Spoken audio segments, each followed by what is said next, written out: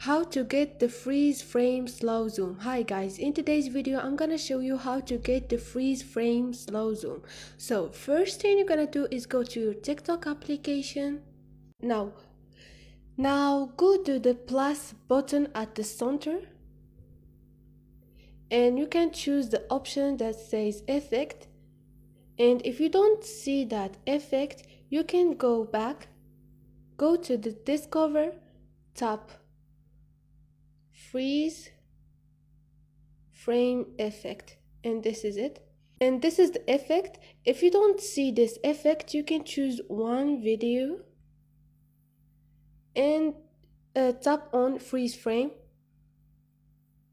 and you're gonna see all the videos that use this filter, and you can like watch it for learn how to gonna do your video.